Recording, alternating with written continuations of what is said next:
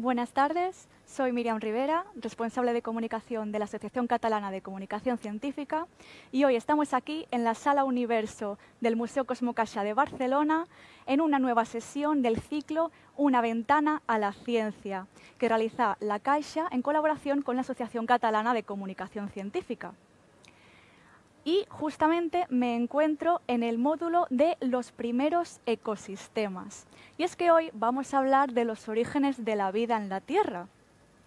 Cuando hablamos de seres vivos, podemos pensar en todo tipo de seres que se mueven, corren, saltan, vuelan, nadan, animales, por ejemplo.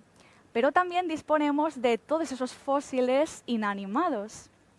Normalmente estos fósiles tienen formas que podemos reconocer, pero aquí en cambio me encuentro con lo que parece una especie de roca sedimentaria. Es que lo cierto es que se trata de oncolitos y de estromatolitos, porque de lo que vamos a hablar es de los primeros indicios de la vida en la Tierra, concretamente de los primeros indicios de vida microscópica. Hace muchos millones de años, los ecosistemas encontrábamos bacterias y cianobacterias capaces de generar oxígeno y de absorber dióxido de carbono para formar carbonato cálcico. Y esto lo podemos ver gracias a estos estromatolitos. Justamente aquí tengo al lado uno de hace 2.000 millones de años, súper antiguo. Lo que podemos ver aquí son perfectamente esas capas de carbonato cálcico que formaron esas bacterias. Y esta muestra procede de las antípodas, de la formación Duck Creek de Australia. Yo no voy a avanzar mucho más porque hoy tenemos aquí a un auténtico especialista en el tema, que es Jordi Llorca, doctor en química y catedrático de la Universidad Politécnica de Cataluña. Bienvenido, Jordi. ¿Qué tal estás? Hola, buenas tardes. Pues muy bien. Estupendo. Bueno, yo he hablado algo de los estromatolitos, pero tú como especialista me gustaría que nos explicaras un poco mejor qué son y si me he colado diciendo que son los primeros indicios de vida en la Tierra. No, que va. O sea, los estromatolitos, bueno, como su nombre indica, viene del griego, ¿no? Estromas y litos, ¿no? Litos es piedra, estromas es alfombra. Por lo tanto, nos está diciendo que tenemos una deposición, digamos, en forma de láminas, una encima de la otra, y corresponde a uno de los primeros indicios de vida que tenemos en la Tierra.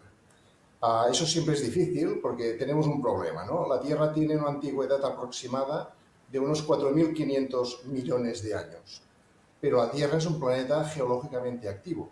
Es decir, aún hoy tenemos volcanes, tenemos placas tectónicas, ¿no? Que unas van encima de las otras, se originan montañas, etc.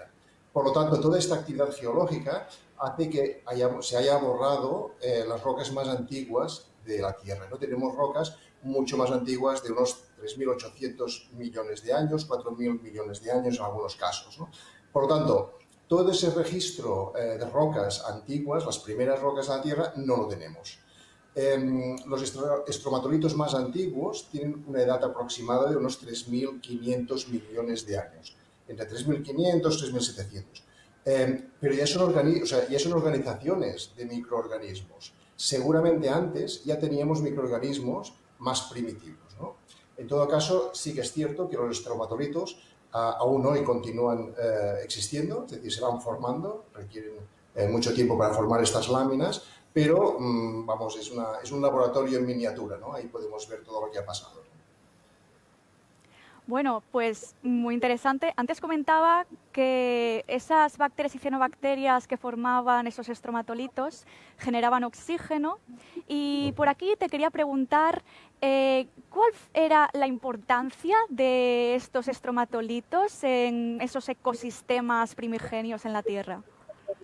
Bueno, como tú has dicho, ¿no? Es decir, la atmósfera primitiva de la Tierra no contenía oxígeno. Es decir, era una atmósfera con una composición completamente distinta a la que tenemos ahora, ¿no? Cuando estos estromatolitos empezaron a ser abundantes, por decirlo así, empezaron a hacer la fotosíntesis. Es decir, hay que tener en cuenta que antes, pues los primeros organismos posiblemente lo que hacían era obtener energía a partir de minerales, ¿no? De sustancias inorgánicas propias de la Tierra. Sabemos que hay microorganismos que extraen energía de las rocas mismas y con eso hacen su metabolismo y viven, porque al final la vida siempre necesita un metabolismo, ¿no? Nosotros comemos plantas y animales para movernos, para hacer nuestro metabolismo, las plantas hacen la fotosíntesis. Y hay microorganismos que empezaron haciendo otras cosas. En el momento que la evolución llega hasta las cianobacterias, estas son de las primeras que empiezan a hacer la fotosíntesis, es decir, obtener energía a partir del sol, de la radiación del sol, de los fotones del sol. Y por lo tanto, a partir de dióxido de carbono, que es el CO2, ¿no? Este gas que emitimos y que tanto nos preocupa que esté en la atmósfera, pues estas cianobacterias absorben este CO2 y emiten oxígeno, ¿no? Es la fotosíntesis. Y eso significó un cataclismo para la Tierra, es decir, la vida no estaba acostumbrada a tener oxígeno. De hecho, nosotros mismos vivimos porque respiramos oxígeno, que está en una concentración aproximada de un 21% en abundancia en la atmósfera. Pero si la composición fuera otra, si fueran menos o si fuera mucho más, no podríamos vivir tampoco nosotros. Por lo tanto, estas cianobacterias cambiaron completamente la atmósfera y eso provocó la extinción de otras formas de vida.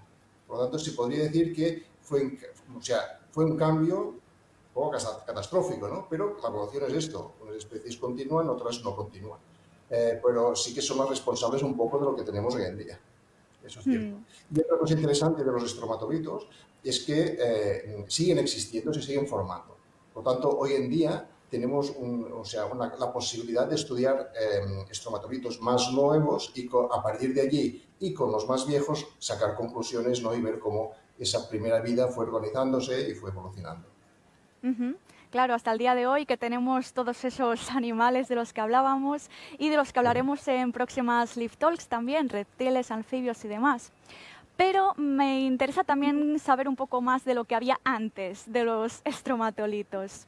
Es decir, toda esa vida, ¿de dónde viene? ¿Cómo se creó?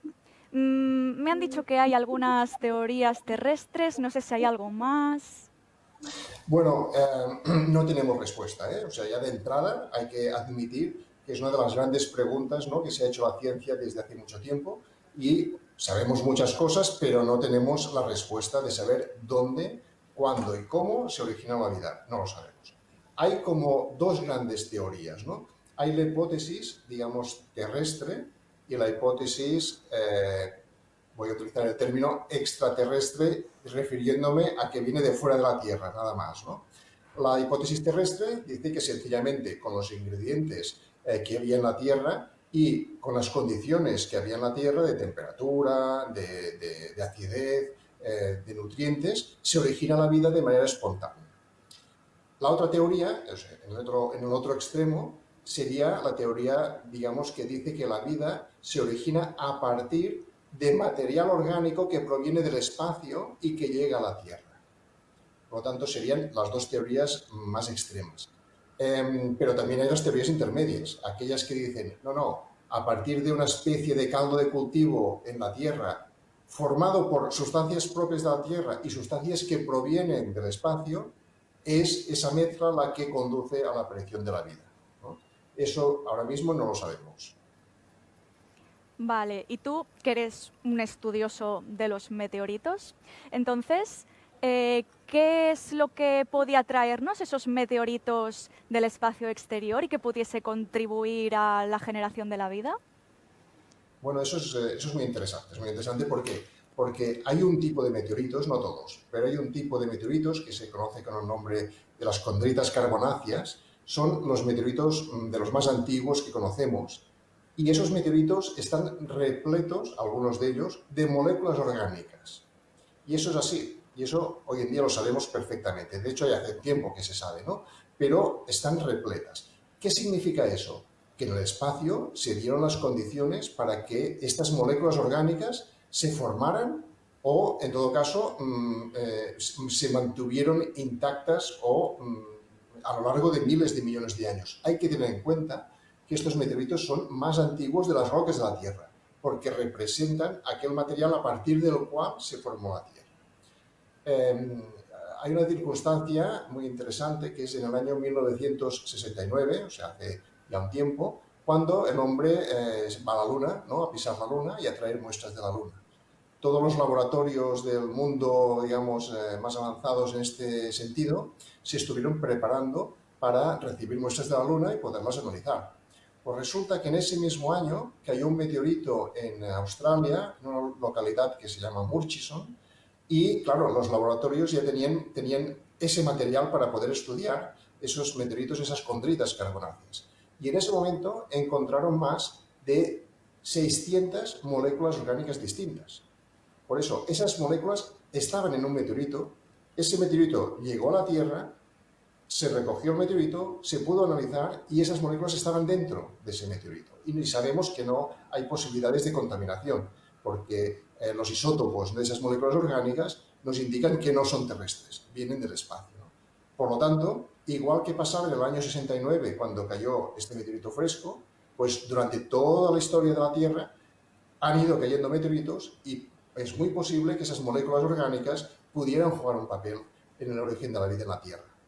Esa segunda parte es la que no sabemos. O sea, lo que sí sabemos es que en el espacio hay moléculas orgánicas, en los meteoritos hay moléculas orgánicas, esos meteoritos caen a la Tierra y, por lo tanto, podemos estar hablando de un fenómeno un poco más universal, no solo, digamos, restringido a lo que sería nuestro planeta. Vale, o sea que tenemos moléculas orgánicas, inorgánicas que podían contribuir a esta formación de la vida en la Tierra. ¿Existe algún lugar como las minas de Río Tinto donde pueda estudiarse o simularse este proceso?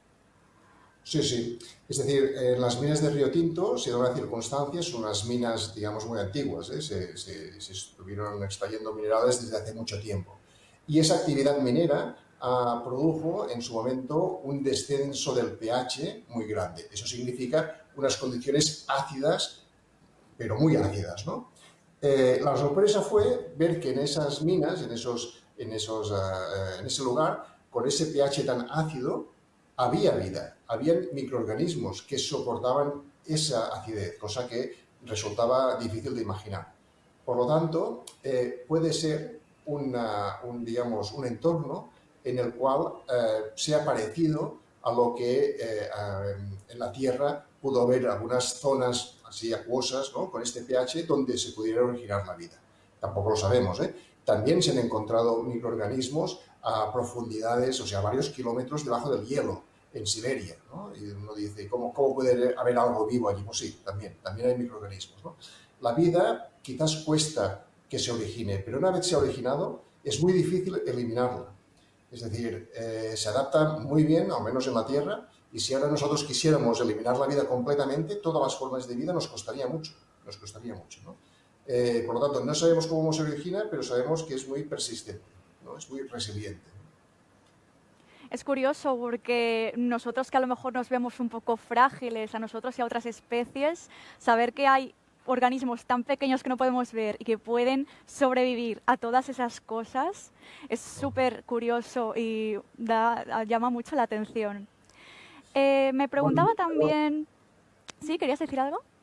No, solo quería decir, en esta reflexión que decías, ¿no?, es que, claro, Sí. nos cuesta mucho ver las cosas con ojos que no sean estrictamente antropomórficos, ¿no?, o sea, humanos, ¿no? O sea, nos gusta siempre la escala de tiempo, todo lo que tenemos alrededor, medirlo con nuestros estándares. Pero nosotros somos una especie viva más que existe en la Tierra, ¿no?, con sus cosas buenas o malas, pero hay muchas formas de vida, o sea, nosotros somos una más, ¿no? Claro, es que lo que tú dices, vemos las cosas con nuestros propios ojos, incluso, bueno, en el siglo XVII el obispo de Usher pues, planteó que la vida en la Tierra existía desde hace 6.000 años y ya hemos visto que nada que ver. Aquí tenemos el estromatolito de 2.000 millones de años de antigüedad y otros, como has dicho, de 3.600 o 3.700. Y hablando, bueno, de esa formación de la vida, de cómo vemos nosotros la vida y qué es la vida. Bueno, esta es la pregunta. ¿Cómo se podría definir la vida? Sé que en ciencia es un poco a veces difícil categorizar o definir bien estos términos, pero ¿cómo lo podríamos explicar? Pues es una pregunta muy difícil. Nos cuesta definir la vida en una definición fácil y corta, ¿no? Entonces, muchas veces lo que utilizamos son atributos que tiene la vida, ¿no? O sea, cuando decimos vida, ¿a qué nos referimos? Nos referimos a una organización de moléculas, ¿no? A una organización capaz de relacionarse con el entorno sin mezclarse con el entorno, ¿no? Nuestras células tienen paredes celulares, ¿no? Que por lo tanto permiten aislarse del entorno, por lo tanto hacer su evolución, pero interaccionando con el entorno pues, para metabolizar, ¿no? Para obtener energía, ¿no? Por lo tanto, una primera característica es esa diferenciación, pero al mismo tiempo comunicación con el entorno. ¿De acuerdo? Esto es una característica importante, ¿no? Por supuesto, se tiene que reproducir, o sea, se tiene que perpetuar, autoperpetuar, ¿no? Se tiene que favorecer o buscar un mecanismo por lo cual eso continúe a lo largo del tiempo, ¿no? Y después, una cosa importante, tiene que tener la capacidad de evolucionar, que quizás no es puramente una consecuencia, ¿eh? Aquí es muy difícil distinguir entre una causa y una consecuencia, ¿no? Pero en todo caso, la definición de la vida, difícil, yo hace tiempo que busco una, pero no la encuentro. No es que la busque yo, intento leer a alguien que haga definición de la vida, pero en todo caso todo el mundo estaría de acuerdo en una serie de características que serían básicamente estas. Y teniendo en cuenta, bueno, que las formas de vida pueden ser tan sencillas como un pequeño microorganismo o que incluso esas moléculas orgánicas pueden generar vida, ¿crees que podría formarse o que podría existir vida en otros planetas? Bueno, esa es otra de las grandes preguntas, ¿no? Que desde hace mucho tiempo, ¿no? Pues la gente se formula. Hace bastante tiempo, de hecho, los seguidores de la serie Cosmos, ¿no? De Carl Sagan, él hacía una reflexión, ¿no? De decir, bueno, si en el universo hay miles de millones de galaxias y cada galaxia tiene miles de millones de estrellas y cada estrella tiene algunos planetas a su alrededor, por estadística debería haber, ¿no? Debería haber vida en algún otro sitio. Es decir, ¿por qué es algo exclusivo, ¿no? De nuestro planeta? Años más tarde, otro científico, Drake, dijo, bueno, en esa especie de fórmula de cuestión puramente estadística, habría que agregar más cosas, ¿no? O sea, hay que definir una zona de habitabilidad, es decir, no cualquier planeta serviría.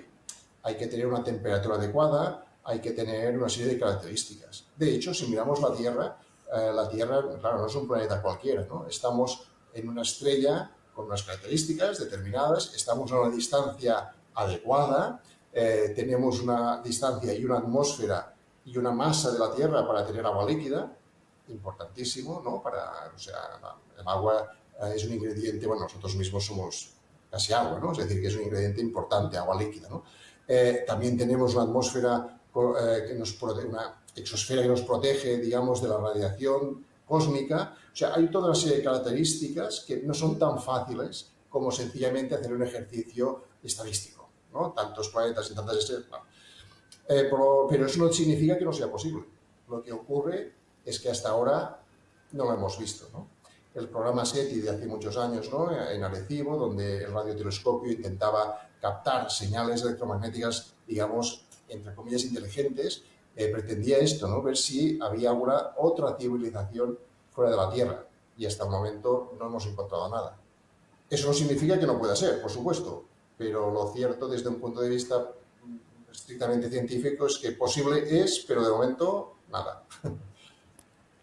Pues otra cosa que me llama la atención es que, claro, has mencionado esta atmósfera que nos cubre, que nos protege y en la que normalmente si a lo mejor viene un meteorito, este meteorito pues acaba desintegrándose. ¿No afecta eso a ese material vivo, esas moléculas que vienen del exterior cuando llegan aquí? Ajá. Material vivo no, solo son moléculas, o Sí, sea, son moléculas orgánicas. sí. O sea, nunca hemos encontrado ni un fósil, ni una bacteria, ni nada en un meteorito, ¿no?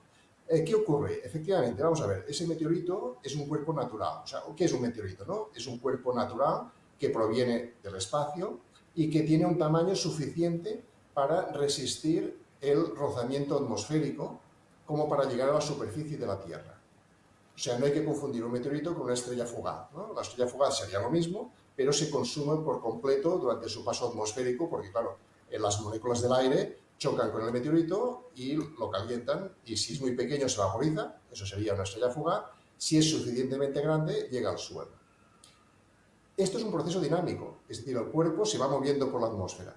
Las moléculas de aire chocan con su superficie, lo calientan, funden la parte externa y eso se transforma en una bola de fuego. Pero atención, como que su movimiento es muy rápido, esa parte fundida se va desprendiendo del cuerpo, de manera que el interior del meteorito sigue estando frío, tal como estaba en el espacio. Por lo tanto, la parte más externa sí que se va quemando y se va separando del cuerpo propiamente, pero lo que llega a la superficie de la Tierra, a partir de unos pocos milímetros, 2, 3, 4, 5 milímetros, está exactamente igual a como estaba en el espacio. Y eso es el gran valor de los meteoritos. Es decir, son ventanas abiertas al pasado, son ventanas abiertas a otros mundos. Sabemos que tenemos meteoritos, la mayoría de los meteoritos provienen de los asteroides. Esos cuerpos entre Marte y Júpiter, ¿no?, que nunca llegaron a formar un planeta y por lo tanto se mantuvieron muy primitivos, ¿no? También tenemos meteoritos que provienen de Marte o de la Luna, es decir, un meteorito choca con la superficie de Marte o de la Luna, se expulsan fragmentos de la corteza de Marte o de la Luna y estos llegan a la Tierra. La mayoría no llegan, la mayoría se van al Sol porque como que tiene más gravedad los atrae, ¿no? Pero si en ese camino se interpone la Tierra, cuesta, ¿no? Pero si eso ocurre, ese meteorito de la Luna o de Marte llega a nosotros. Y finalmente sospechamos que tenemos meteoritos que provienen de cometas. O sea, los cometas tienen una parte rocosa y una parte helada. Cuando se aproximan al Sol, el hielo sublima, es decir, pasa de sólido a gas y hace la cola, estas colas tan bonitas de los cometas, ¿no? Entonces, el resto, el cuerpo rocoso que queda, sospechamos que también tenemos meteoritos de esos cuerpos rocosos. De hecho, de las condritas carbonáceas, estas que contienen tantas moléculas orgánicas, se cree que algunas de ellas son de cometas, ¿no? Provienen de cometas. Esas moléculas son capaces de llegar dentro del meteorito y mantenerse intactas. Y lo sabemos porque, por ejemplo, de estas moléculas que llegan del espacio hay muchos aminoácidos. Los aminoácidos son las estructuras básicas de las proteínas, por ejemplo, de nuestras proteínas. Y por lo tanto sabemos qué aminoácidos hay en las proteínas de los seres vivos. Pues esos aminoácidos que provienen de los meteoritos son distintos a los aminoácidos que tenemos en la Tierra. O sea, hay más aminoácidos en los meteoritos que en la Tierra. Por lo tanto, es imposible que sea contaminación, ¿no? Y los isótopos que he comentado antes, ¿no? Los elementos tienen isótopos y en función de dónde se forman estas moléculas, cogen más deuterio, más carbono 13, más nitrógeno 15, y eso es lo que después analizamos en los meteoritos y vemos que efectivamente, sin duda, vienen de allí.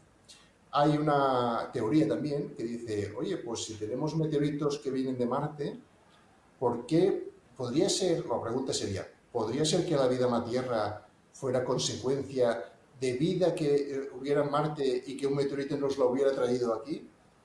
¿Vale? Eso es otra teoría totalmente válida, o sea, lógica y plausible, pero lo mismo, hemos ido a Marte y de momento en Marte no hemos encontrado nada. Nada que nos diga o que nos haga pensar que pudiera haber habido vida en Marte. Hay aún muchos esfuerzos, y se van a hacer esfuerzos para volver a Marte y volverlo a mirar bien. Pero ya cuando fueron las sondas Viking, pues ya se vio que no, que de momento no. Y hasta ahora tampoco. Y en todos los meteoritos de Marte que hemos encontrado, de momento nada, ¿no? Por lo tanto, no se puede descartar, pero es lo mismo. De momento la respuesta es no. Vale, entonces por aquí teníamos a una espectadora, Alicia Gil, comentando que ha oído a los científicos decir que no hay ningún otro planeta donde pueda existir vida inteligente. Bueno, a veces las informaciones que hay en los medios de comunicación a veces son poco precisas. Yo lo que diría, lo que he dicho antes, ¿no? De momento no hemos encontrado ningún planeta con vida inteligente. Es así. Ahora, que pueda haber o no, hombre, el universo es muy grande. La información, pues, requiere un tiempo para viajar por el espacio. Estamos hablando de distancias tan grandes Que por eso muchas veces cuando hablamos en astronomía hablamos de años luz, que eso es el tiempo, o sea, la distancia que recorre la luz en un año. Y pensando que la velocidad de la luz, ¿no? 300.000 kilómetros por segundo es tan elevada, pues eso es una distancia muy grande. Por lo tanto, aún no podemos categóricamente decir que es imposible. No, podemos decir que no lo hemos visto, pero imposible de momento no. Claro. Y bueno, volviendo un poquito atrás al tema de los meteoritos, bueno, tú que los estudias, no sé si hay algunas zonas en concreto de donde los saques, donde vayas a buscarlo. Bueno, a ver, los meteoritos caen en cualquier lugar de la Tierra y en cualquier momento. Por lo tanto, hay dos maneras de conseguir material nuevo, ¿no? Uno es pues, esperar que caiga y que alguien lo vea caer y por lo tanto lo encuentre. Esto es una manera, ¿no? Son las caídas. Eso es muy difícil, pero cada año ocurre. Y tranquilamente, pues puede ser pues, media docena o una docena de veces al año, pues se encuentran, se recuperan meteoritos que acaban de caer. Eso es un material fresco muy válido, ¿no?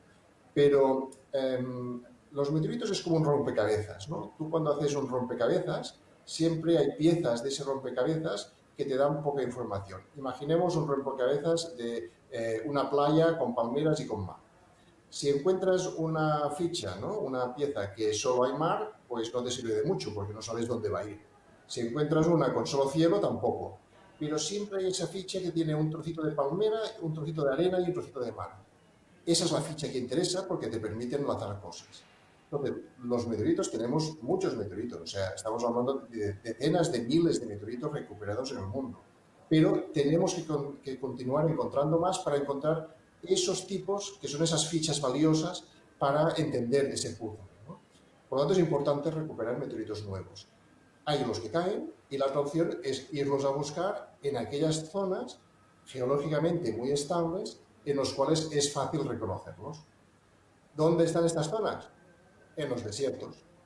Los desiertos helados, como puede ser la Antártida, ¿no? Pues en la Antártida cada año se organizan expediciones para ir a recuperar meteoritos que destacan muy bien sobre el hielo, ¿no? O en los desiertos cálidos, como puede ser el Sáhara o como puede ser el desierto de Atacama en Chile, ¿no? Bueno, yo he tenido la oportunidad de ir a estos desiertos a recuperar meteoritos y la verdad es que es una experiencia impresionante, ¿no? Es duro porque físicamente no es fácil, estás en el desierto, ¿no? Con temperaturas o muy frías, muy cálidas, pero cuando encuentras un meteorito y piensas, bueno, esta roca, ¿no? Son rocas, ha caído aquí hace a lo mejor 5.000 años, 10.000 años, ¿no? Y nadie más la ha visto, la ha tocado, y tú vas allí y dices, lo reconoces, te lo llevas y lo estudias en un laboratorio. Una maravilla. Y a veces hay moléculas orgánicas. Bueno, ahora que lo mencionas, te lo llevas al laboratorio, sí, es decir, vale, encuentras un meteorito, ¿qué haces con él? ¿Qué técnicas o a qué recursos tienes para luego analizar si hay algún tipo de molécula que pueda estar relacionada con la vida? Hay bastantes técnicas que se pueden aplicar, ¿no? Digamos, incluso hay algunas técnicas muy sofisticadas que ahora utilizamos para otros fines que se desarrollaron para estudiar meteoritos, porque claro, tenemos una muestra muy reducida, ¿no? O sea, no podemos malgastar muestra. Entonces, las técnicas que se utilizan, bueno, pues desde la resonancia magnética nuclear para analizar esas moléculas, hasta cromatografía de gases, espectroscopía de masas, es decir, toda una serie de técnicas son las que se utilizan, digamos, sin problema, ¿eh? O sea, no es tan difícil realizarlo, ¿no?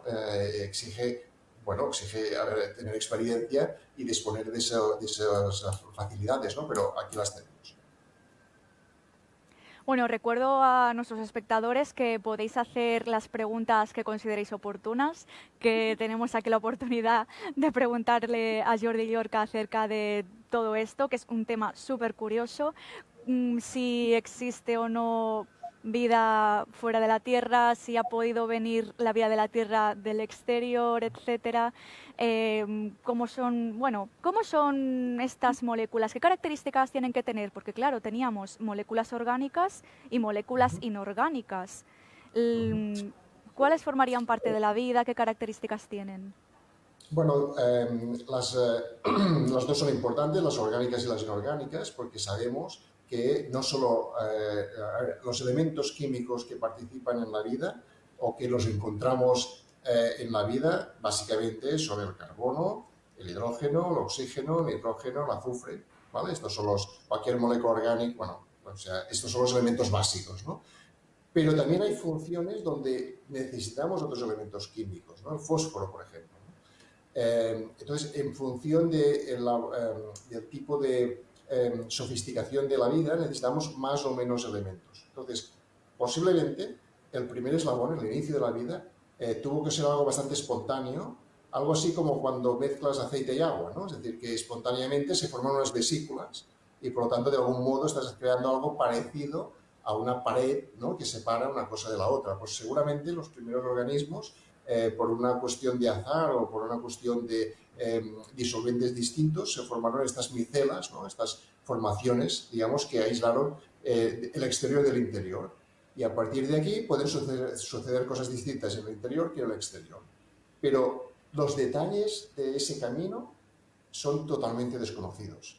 Es decir, tenemos que admitir que, claro, no tenemos registros fósiles que nos enseñen cómo ha pasado todas estas etapas, porque no disponemos de rocas tan antiguas, de momento no hemos encontrado, por lo tanto desconocemos. Y en el laboratorio, cuando intentamos hacer cosas en el laboratorio, claro, son cosas muy sencillas, ¿no?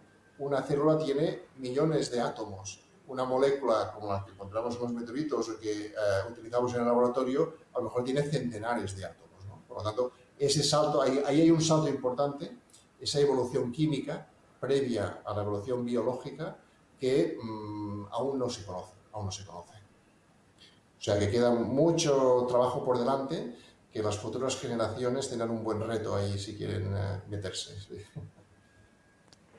Mira, me pregunta José Manuel Rodríguez, ¿qué requisitos mínimos serían necesarios para considerar como vida esas moléculas orgánicas unidas?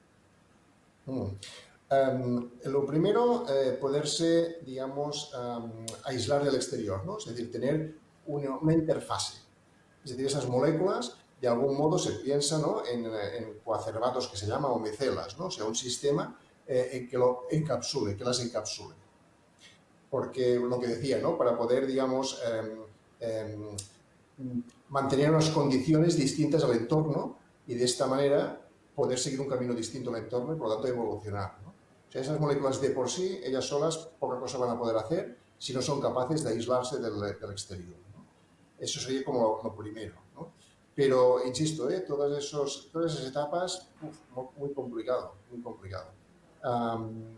Después el metabolismo, ¿no? Claro, hay que pensar, habíamos dicho que seguramente antes de la fotosíntesis, pues había la extracción de energía química a partir de las propias rocas, los propios minerales, las propias sustancias inorgánicas, ¿no? Bueno, hoy en día hay microorganismos que siguen haciendo este metabolismo a partir de, pues yo qué sé, azufre o otro tipo de minerales, ¿no? De sulfatos, de nitratos, ¿no? Siguen existiendo, siguen viviendo sin hacer fotosíntesis, ¿no? Seguramente, ¿no?, antes de utilizar los fotones del Sol, las condiciones en la Tierra eran mucho más drásticas, ¿no?, mucho más, con temperaturas distintas, y seguro que se obtenía energía de otra manera, ¿no? Pero los detalles no los tenemos. Claro. Mira, también comenta de nuevo Alicia Gil, Marte está muy lejos del Sol, ¿cómo podría vivir alguien allí? Pero claro, es lo que decíamos un poco antes, ¿no? A veces pensamos demasiado desde el punto de vista antropológico, desde cómo viviría alguien como nosotros allí. Pero hemos mencionado que hay seres microscópicos como las bacterias que están viviendo en unas condiciones extremas de temperatura, de radiación, etcétera. Por lo tanto, quizá no sería tan descabellado que alguna vez se encontrara una bacteria, un virus en Marte, ¿no? Aunque todavía no hemos visto nada. Claro, y además hay que tener en cuenta que el Marte que estamos mirando hoy no es el Marte de hace 2.000 millones de años, ¿vale? Marte también tuvo una actividad geológica intensa. Ahora no. ¿Por qué? Porque es un cuerpo pequeño, bastante más pequeño que la Tierra, y por lo tanto su temperatura, su energía ha ido disminuyendo y se ha enfriado. Por lo tanto, ya no es activo geológicamente. Pero Marte tuvo una actividad geológica importante. Es decir, si vamos al principio, ¿no? ¿Por qué tenemos volcanes en la Tierra, ¿no? ¿Por qué decimos que un cuerpo es geológicamente activo o no? Bueno, cuando hay la acreción de los materiales para formar un planeta, quedan encerrados isótopos radioactivos, isótopos naturales, de potasio, isótopos radioactivos naturales.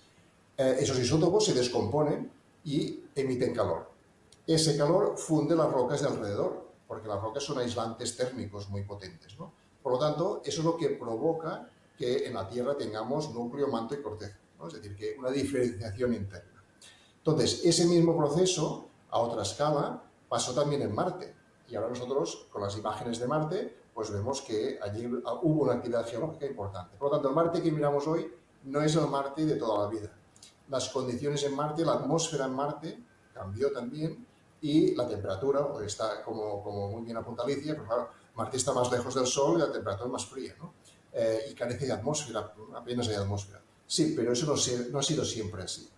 De hecho, se sabe que que en Marte hubo una atmósfera de dióxido de carbono muy intensa y que hubo agua también, ¿no? Y a día de hoy se encuentra este dióxido de carbono en el permafrost, ¿no? Debajo de la superficie, y también se encuentra agua, ¿no? Por lo tanto, no es descabellado pensar que pudiera haber habido vida en Marte. Por eso hay tantas misiones espaciales, ¿no? Encaminadas un poco a decir, vamos a aterrizar en Marte de nuevo, eso ya lo hemos hecho, ¿no? De nuevo, pero con tecnología más nueva, vamos a excavar dentro de Marte y a ver qué encontramos, ¿no? A ver si encontramos algún indicio de que en algún momento pudiera haber habido vida en Marte. Vale, tenemos también a Pedro Cañamero, que nos pregunta: si la vida supone un orden y una transmisión de información a las nuevas generaciones a través del ADN, ¿cómo se encaja termodinámicamente el hecho de ese ordenamiento? Que el sistema, bueno, tiene que ser cerrado, pero no es demasiado exótica esas características de que sea un sistema cerrado. Bueno, como apunta Pedro, ¿no? La termodinámica aquí puede jugar o sea, es un lenguaje que muchas veces utilizamos, un sistema diabático, cerrado, abierto, ¿no? Es decir, la célula no es impermeable. La célula, a través de la pared celular, intercambia nutrientes, intercambia fluidos, ¿no? Por lo tanto, nos referimos a que tiene que ser un sistema con capacidad de aislarse del exterior, pero por supuesto tiene que interaccionar con el exterior, ¿no? Porque de alguna manera también tiene que alimentarse, ¿no? Incluso cuando hablamos de transmisión de información, ¿no? No solo existe el ADN, ¿no? Antes de la existencia del ADN, pues había otras maneras, ¿no? De esta transmisión. Pero hay gente que lo enfoca desde el punto de vista de la termodinámica, es muy interesante. Cuando uno habla de la entropía, ¿no? Es decir, que como un sistema vivo en realidad va en contra de la entropía, ¿no? La entropía es cuando el desorden aumenta. Pero claro, la vida lo que hacemos es organizar cosas y comunicar cosas, ¿no? Por lo tanto, estamos haciendo organismos, ¿no? Entes que son antientrópicos, ¿no? Por eso, pues cuando nos morimos volvemos a la entropía y todo lo material pues vuelve otra vez al universo, ¿no? Volvemos a la entropía, ¿no? Por lo tanto, somos como una singularidad, ¿no? En el universo vamos en contra de las leyes termodinámicas espontáneas, por decirlo así, pero bueno, eso es una manera de verlo, sí, efectivamente. Vale, ya una última pregunta, vamos terminando. Esta es muy interesante. Pedro Piñero, ¿qué opinión te merecen los últimos hallazgos acerca de la atmósfera de Venus? Que hubo hace poco unas cuantas noticias y llamó bastante la atención. Claro, es decir, una manera de intentar ver si hay vida en un planeta es analizar la atmósfera, ¿no? Si te puedes aproximar a ese planeta es más fácil porque puedes ir a la superficie. De hecho, en Venus pues han habido sondas desde hace mucho tiempo que ya se han depositado en Venus, ¿no? Duraron poco tiempo porque la temperatura en Venus es muy elevada por el efecto invernadero de la atmósfera, precisamente, ¿no? Pero cuando estamos hablando de planetas muy lejanos, pues lo que se hace es analizar la atmósfera. ¿Por qué? Porque se sabe que la vida, igual que las cianobacterias de los estromatolitos cambiaron la composición de nuestra atmósfera y añadieron oxígeno, pues hay otros que llamamos trazadores, ¿no? Otras moléculas que nos pueden indicar, pueden ser un semáforo. Es decir, cuidado, que si ves esta molécula, es posible que esté asociada a la existencia de vida ahora o en el pasado, ¿no? Es decir, que es como un semáforo. Entonces, hace un tiempo pues, se publicó el hallazgo de unas moléculas en Venus de fósforo que se pensaron que podían ser ese semáforo. Pero hay que decir que ese descubrimiento pues, aún se está discutiendo un poco. Primero porque las concentraciones eran francamente bajas, pero después porque siempre hay mecanismos inorgánicos, es decir, sin necesidad de vida, que a veces nos dan también estos trazadores, ¿no? Y en este caso, pues claro, el fósforo, los óxidos de fósforo con agua, con CO2, ahí hay muchas reacciones, por lo tanto es un sistema un poco complejo. Yo diría que en estos momentos pues está un poco aún discutiéndose si ese hallazgo tiene o no relación directa con la vida. Algo parecido ocurrió hace unos años con un meteorito de Marte, el Alan Hills 84001, donde en su interior se vieron unas estructuras que hay gente que lo interpretó como fósiles de bacterias o como estructuras compatibles con fósiles de bacterias, ¿no? Y otras evidencias más.